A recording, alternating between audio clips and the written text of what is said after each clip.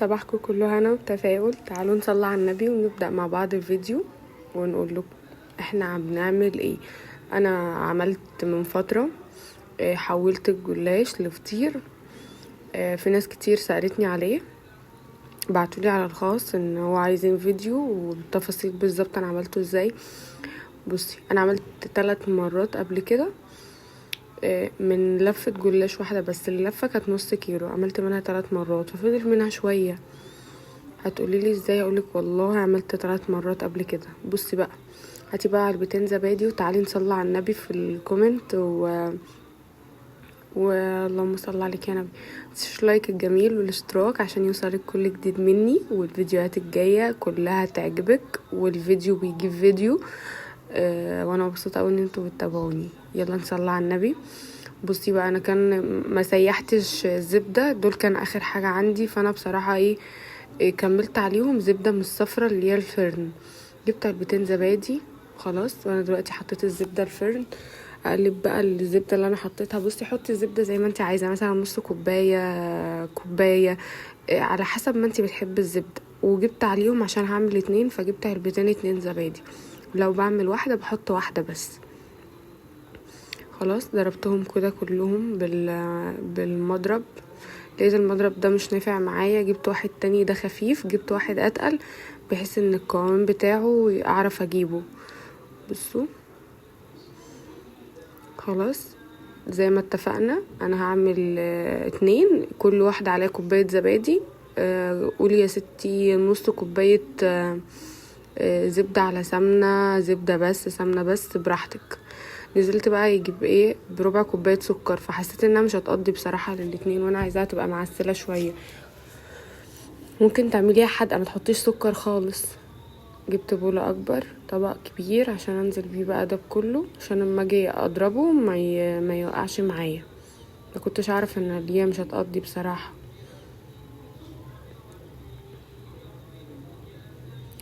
بس بقى هنكمل بقية السكر، نملى العلبة سكر ونحط تاني. بس كده زي ما انت شايفة كده يعتبر وصلنا لنص كوباية. خلاص، عايزة تحطي كوباية كاملة حطي على حسب حبك للسكر. بصي، انا كنت جايبة قشطة كانت عندي فايضة، فكنت هحطها في العلبة زي دي كده عشان ما تبصش. قلبي ده كله كده زي ما انت شايفة. انا كنت حطيت رشة ملح، انا مش عارفة انا حطيتها الفيديو اتصور بيه ولا لا. رشة ملح، رشة فانيليا، نص معلقة بيكنج باودر. انا حطيت نص، يعني طالما هتعملي 2 انا افضل ان انا كنت احط معلقة بس، انا تقريبا هحط النص التانية دلوقتي. يعني كل فطيرة نص معلقة بيكنج باودر، رشة ملح بسيطة، ربع كوباية سكر او نص كوباية سكر، ولا علبة زبادي بس. تنسيش تصلي على النبي. يلا، انا اصلا كمان كنت حطيت لبن بودر، لو انتي مش عايزه ما تحطيش. ادهني بقى الصاج بتاعك كده. انا الصاج بتاعي ده كان فيه فوطه عندي ولزقت فيه ومش راضي يطلع من الحرف، حاولت فيه بصراحه. انزلي بقى انا هقولك حالا ان انا كان عندي لفه كامله بايظه، مش بايظه اتهرت، بس انا هستغلها. مفيش حاجه تقف قدامنا ابدا. هقولك بعد كده حاجات اللي زي دي وكده عندك تستغليها ازاي. هنجيب بقى نحط راق وندهنه ونرجع نحط راق تاني. خلاص، انا هنا كنت بشوف ادهني راق كل ما تحطي راق جلاش ادهنيه. ايوه كده. صلى على النبي. انا شفتك ما حطيتيش اللايك والاشتراك بتاعك تتفرجي عليا ولسه ما حطيتيهمش. يلا زي ما انتم شايفين كده. ايوه، ده لسه اليوم معايا طويل. ده كان معمول يوم الخميس بالليل الساعة 2 بالليل، وهكمل لكم بقية الفيديو بتاع تاني يوم، والنهاردة السبت فهينزل. يعني عايزة اقول لكم انتوا معايا بقالكم 3 ايام. الفيديو مكمل بعضه كله. انزلي بقى يا ست الكل كده، الحرف اللي هتنزليه كمان ادهنيه. خلاص، انا كنت عايزه اجيب صاج كبير بس قلت لا، كل ما تبقى صغيره كده كل ما احس ان رقتها يعني حلوه وفي نفس الوقت كمان بعرف اتحكم فيها. الصاجات الكبيرة دي بصراحة حاسة ان انا هغرق فيها بصراحة، بس ان شاء الله هنعمل مع بعض صاجات كبيرة، اكون انا مجهزة الحاجة، لان دي جت فجأة. انا كنت بصراحة ما كنتش مرتبة لها، بس انا عملتها من يومين ونزلت الصورة على الفيسبوك، وقلت لا انا لازم انزل معاكم فيديو كامل هنا واوريكم انا بعملها ازاي. بصي هو ده يعتبر ايه، مش جلاش، لا ده انا بسميه فطير، فطير الكداب ازاي بقى معرفش، بس هو فطير يعني. يلا صلي على الرسول. اللهم صل وسلم وبارك عليك يا رسول الله. ايوه اعملي كده. بصي ما تستخسريش في نفسك. بصوا انا هوريكم المنظر، بس على مين؟ مفيش الكلام ده، اي حاجة هنحلها يعني هنحلها. زي ما انت شايفة انا كنت مطلعه من الفريزر لقيته بالمنظر ده مكسر بقى مهري مش عارفة، بس انا حاولت اسيبه يفك، عمل معايا مية من النص كده. لا فانا هستغل بقى الفرصة واحط كده زي ما انت شايفة.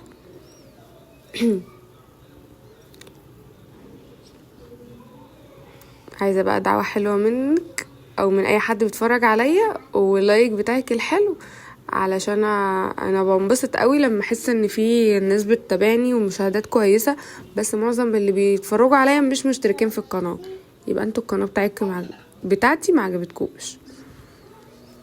ايوه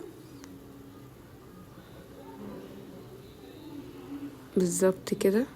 بصي بقى ما ترحميهاش بقى، بصي دلعيها، كل ما بتبقى حلوه في الرقات مدهونه كويس بتطلع معاكي تحفه تحفه تحفه.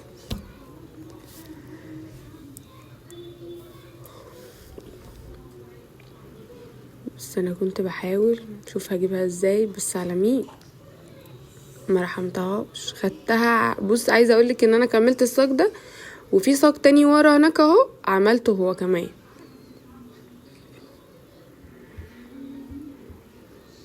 لا اله الا انت سبحانك. هو يتسمى فطير كداب بصراحه، بس والله لا هو حسيته فعلا فطير. بص طعمه ما فرقش عن الفطير في حاجه، اقسم بالله والله ما فرق عنه في حاجه. ايوه كده، ما شاء الله عليا بجد، تسلم ايدي تسلم ايدي فعلا. لايقه قوي. عملتها ازاي يا قروبه؟ عملتها كده زي ما انتوا شايفين، هي جت معايا كده والله، سبحان الله. يعني فكرة حلوة، هي خطرت على بالي فجأة.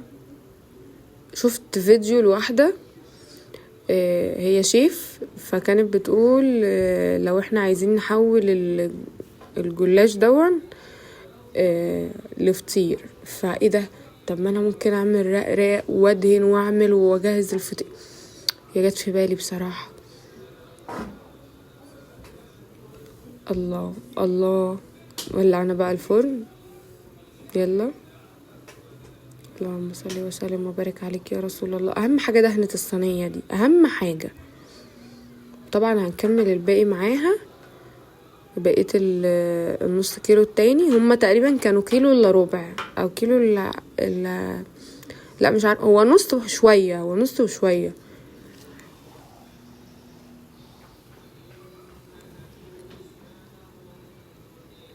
لا اله الا انت سبحانك. روحتي فين؟ خليكي معايا وصلي على النبي عليه افضل الصلاه والسلام. الا بذكر الله تطمئن القلوب. ايوه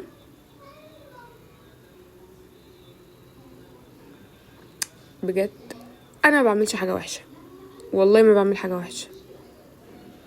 يعني انا عندي ثقه في نفسي، لو وحشه هقول لي يا وحشه، مش وحشه هقول لا مش هعملها تاني. اه والله، خصوصا انا في حاجه المطبخ دي بصراحه بعشقها. انا بحب اعمل اي حاجه في المطبخ، اخلص شقتي وادخل يعني على المطبخ ده بيبقى هوايه. يمكن اول حاجه بحب اروقها هي المطبخ، وبعد كده بقى تعالي بصي بقى انا ممكن افنن واعمل اي حاجه انا عايزاها. انا بفكر اعمل معاكم حاجات تانية في الفيديوهات الجايه، واغير لكم حاجات تانية ان شاء الله. ان شاء الله كل حاجه هتبقى مع بعض، وهنبداها واحده واحده، وطبعا مفيش حد بيطلع السلم نطة كده واحدة، لا، هنبدأها درجة درجة وانا معاكم. واي حد يطلب مني حاجة في الكومنت صدقوني هعملكوا اللي انتوا عايزينه. طلبتي بقى اكلة انا ممكن معرفش اعملها، لا هعملها معاكي لأول مرة وهديكي رأيي فيها بكل صراحة من غير اي مجاملات.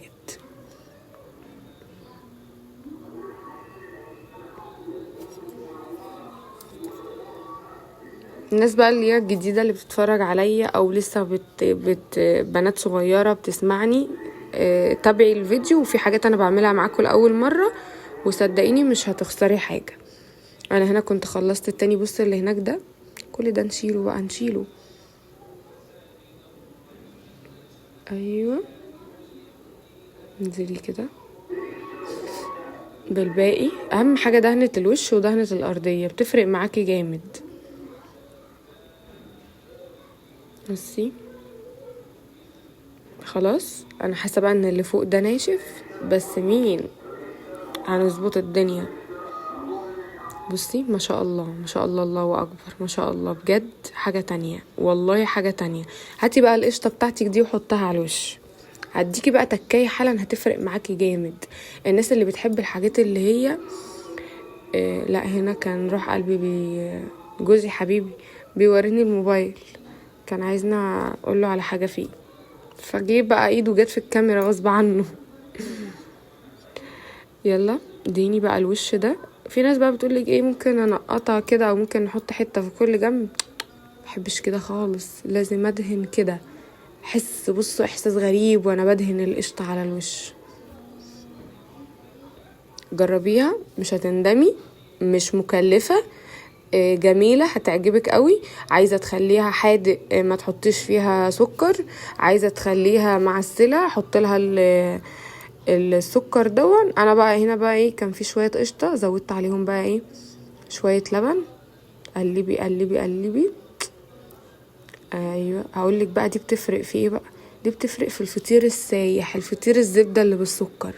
يا لهوي يا لهوي بيودي الطعم في حتة تانية. بصوا انا هنا انا اصلا مش عارفه اتمكن من السكينه لان انا عاملاها رق صغير. بصوا مش عارفه اتمكن من السكينه، في نفس الوقت الصاج رق صغير فاقطعها ازاي. حسيت الموضوع صعب معايا كده بس لا على مين، هوريكم حالا هتطلع معايا عامله ازاي.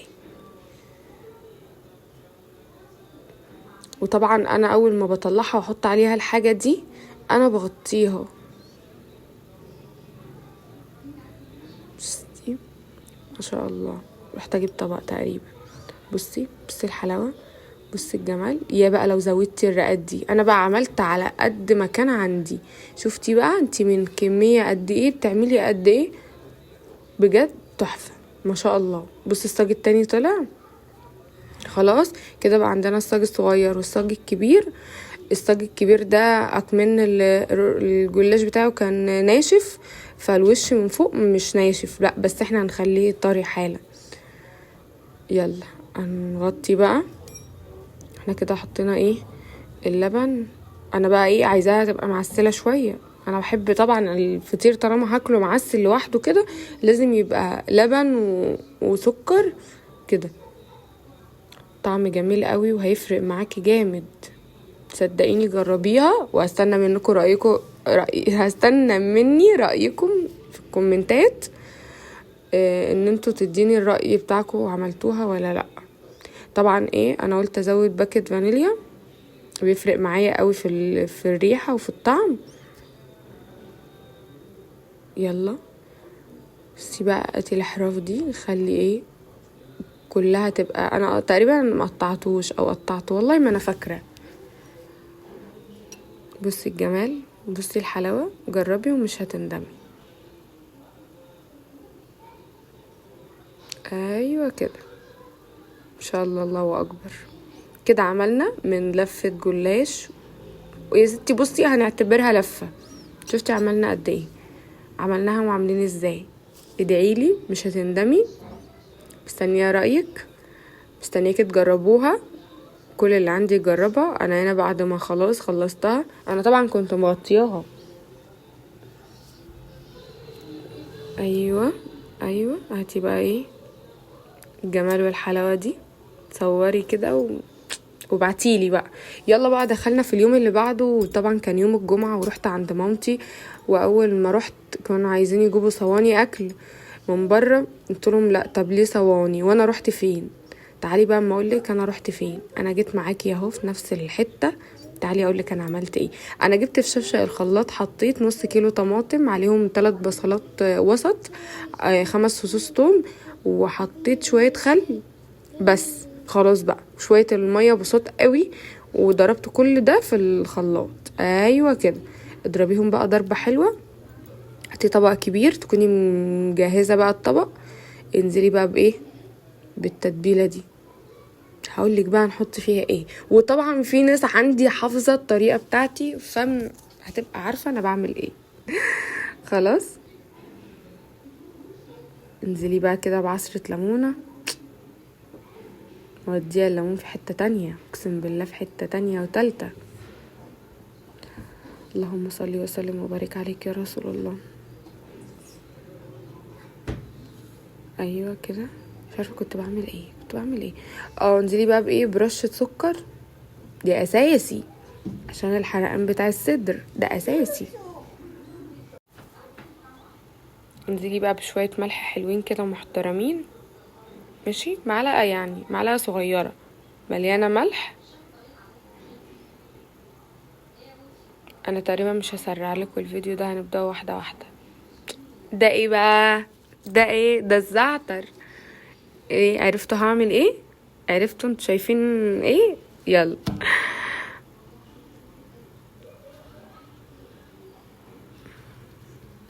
لا اله الا الله. شويه زيت بقى، ده اهم حاجه الزيت عشان يدي لمعه تحفه للفراخ. يلا انا قلتلكوا خلاص بقى، لمعه حلوه قوي هيديها للفراخ. ايه ده، عملنا حلو في الاول ودخلنا بعد كده بالحادق. يلا بقى، عملنا الغدا والحلو احنا رايحين، فحاجه حلوه من الاخر. انزلي بقى ايه، انا نزلت برشه فلفل اسود. معلش بقى اختي بتصورني، ما كنتش لاقي حد يصورني بصراحه، فهتشوفوا حالا الفيديو نهايته. دخلت على طول على الاكل، معيش حاجه كامله. فلفل اسود، يلا فلفل اسود، ملح، شويه زيت، رشه سكر، الزعتر اساسي، وفي ناس مش عايزه زعتر بلاش. قلبي بقى ده كله في شفشق الطماطم اللي احنا ضربناه مع البصل والثوم، شويه الخل وعصره الليمون. تمام كده. بصي احنا كده خلاص ظبطنا. انزلي بقى بالفراخ دي، انا مقطعه الفراخ بقى من الحراف، وبصي عشان التتبيله تدخل في كل حته. انا طبعا هشوي الفراخ دي في الفرن. بصوا كده، انا مش عارفه كنت وقفت ليه، كان تقريبا الفلاش فصل. ايوه، شفتي الجمال، شفتي الحلاوه. انزلي بقى بالفراخ دي كلها في التتبيله، وادعيلي ادعيلي، صدقوني هتدعولي. انا الطريقه دي بعتمدها في الفراخ اساسي. حطيتهم بقى في صاج كده عشان ادخله الفرن. بس يا مهير، هنا بقى كنت جهزت ايه، عملت الكفته وعملت الرز وجهزت السلطه، الفراخ اتشوت. يلا باي باي.